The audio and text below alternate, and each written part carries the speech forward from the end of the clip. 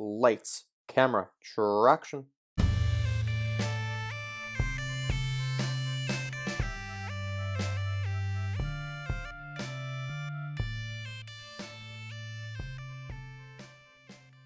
Yeah, when you go to an investor and you're looking to, when you say that your use of funds with an investor is to put toward product development, how do investors react to that though? They hate that. They absolutely hate that. And a lot of them won't fund your startup just so you can build it. And so I get a lot of times like, well, how do I build it if I don't have money, Right. right? So that's what I did with TrapTap.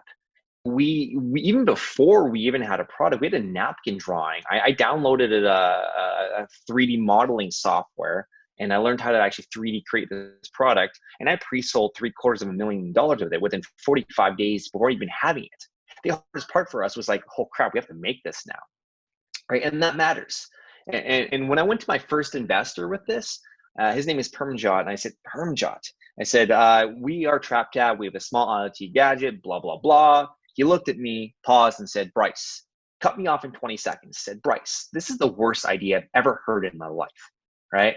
And I stood there just dumbfounded, just, super confused. And I knew right away the type of investor he was from that point on, right? It's traction, revenue, and validation points. So I stood there, smiled, looked at him, and said nothing else except the fact that in 45 days, we raised $650,000 for the product.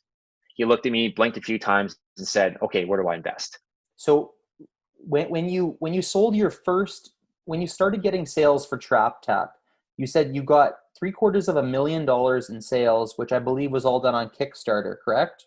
Kickstarter and Indiegogo, yeah. And Indiegogo, you ran both platforms, and you didn't have a physical prototype when you did it. You guys had a really good 3D rendering and maybe some kind of spec of how it would work, or how far was the tech plan in action when you actually put your campaign out? Yeah, so we 3D printed two circles and a clear circle to look like the device at all. We glued it together, and then in our video, we hired a video company to do some post edits, so make it look like it's flashing. So it's all fake. Honestly, yeah, we had access to a 3D printer. We printed it for a couple bucks, glued it together, and then made it flash in the video. And if you look close enough in our TrapTap video, the logo on top is just taped on and it's slightly peeling up. Like, I mean, for under $10, yeah, that's it. That's it right there. For under $10, I mean, we have a prototype right there, and you can see the little curve. That's actually computer paper. I printed that logo off and just put a glue stick on the back and pasted it on. So we're looking at something you guys 3D printed. Yes. Wow. And what about this one here? Still 3D, or that's a little bit No, later? that's the real. That was one of our first iterations, but that's the actual product that we got manufactured with the lights in there. Okay, I could definitely see a little bit of the difference, but at the end of the day, like this did the job, right? This allowed you to raise $750,000 off of essentially an idea and a promise you deliver a product, right? That's crazy. Yeah, and that's really all you need is just mock-ups and a good pitch to make it happen. What did you need to do in order to raise $750,000 in Kickstarter? Because a lot of people are doing Kickstarter campaigns, and I think the idea that you have a product that looks good is not going to get you anything. There's a whole campaign side to it, isn't there? There's a whole amount of hustle you need to do. It's not throw up the campaign, have a good looking 3D rendering, throw together a good advertisement with some good copy, and you've got it. I believe that you set up a very detailed plan that probably articulated every single day what you were going to execute, Yeah. and you probably hustled your butt off for a period of 30, 45, 60 days.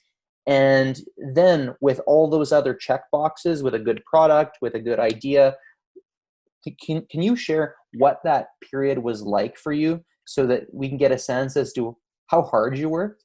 Yeah, absolutely. And it's kind of funny because I consulted in this for the longest time, which in a sense, it's still pitching, right? You're pitching to customers on a site to convince them to buy. So the biggest and the most important part of your pitch is of your campaign is your pre-campaign.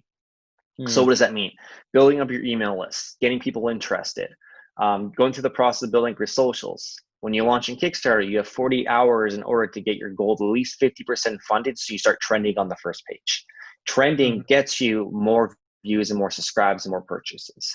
So Is there a segue and similarity between your investment pitches and your first customer? Yeah, you need to build that pre-launch list. People who are interested, engage them, get them, and say, we're not launching yet, but we are. This is what we're all about. So we worked a while to get 10,000 plus emails, people who are interested or saw an issue with speeding tickets.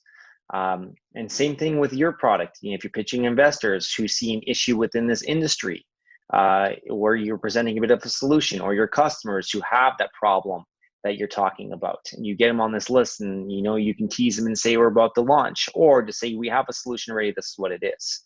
So we focused on that.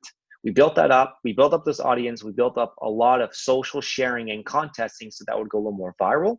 And then when we launched, we hit all the major PR areas. We did a lot of advertisements, and we leaned on our backers, who are now evangelists.